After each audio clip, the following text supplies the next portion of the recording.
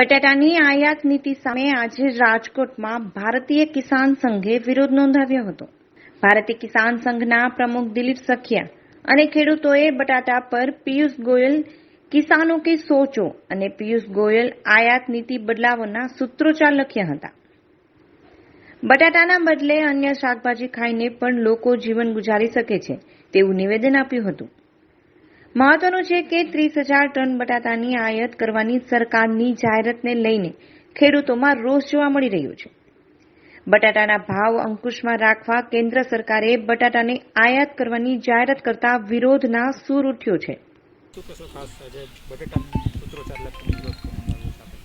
આ દેશ ખેતી પ્રધાન દેશ કહેવાય અને આ દેશની અંદર ખેડૂતો વિશે કાંઈ સરકાર વિચારતી નથી. કારણ કે ખેતી પ્રધાન દેશની અંદર જ્યારે વિદેશથી જણસ લેવાનો જ્યારે સરકારમાં વિચાર આવે ત્યારે સાબિત થઈ જાય કે આ સરકાર ખેડૂતની નથી.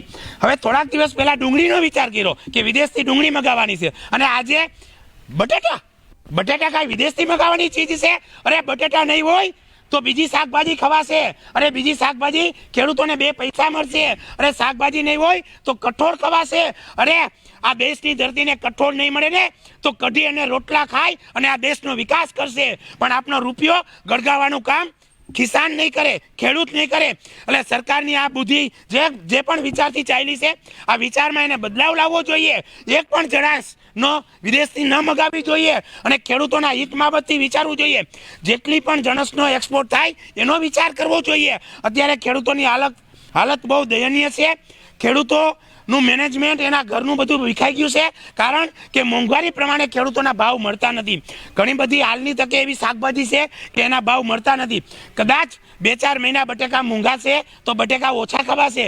એટલે સરકારે તાત્કાલિક આ નિર્ણય જે લીધો છે એ બંધ કરી અને ખેડૂતોને ફાયદો થાય એવું સરકારે વિચારવું જોઈએ.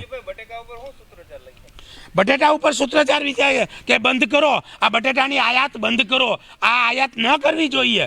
અહીંયા બટેટા મગાવીને ક્યાં જવું છે? અરે 1 વર્ષ બટેકા મોંઘા હશે તો આવતા વર્ષે ખેડૂતો વધારે વાવશે અને બટેટાનું વાવેતર વધશે તો બીજી જણસનું વાવેતર ઘટશે, જેથી કરી બજારમાં એક જળવાઈ રહેશે. અત્યારે ખેડૂત વતી સરકારને કઈ ઠાક્યા છે કે કપાસની ખરીદી કરો. એ કપાસની ખરીદી કરવી નથી અને બટેટા વિદેશમાં લેવા જવા છે. આ કયાનો ન્યાય છે? સરકાર જો ખેડૂતની હોય અને ખેડૂતોના હિતમાં જો સરકાર કામ કરતી હોય તો આયાતના દરેક નિર્ણય કેન્સલ કરી અને જેમ મળે એમ ખેડૂતની જણસના નિકાસ થાય એવા સરકારે પગલાં ભરવા જોઈએ, જેથી કરી દેશનો રૂપિયો પણ મજબૂત બનશે અને દેશનો કિસાન પણ મજબૂત બનશે.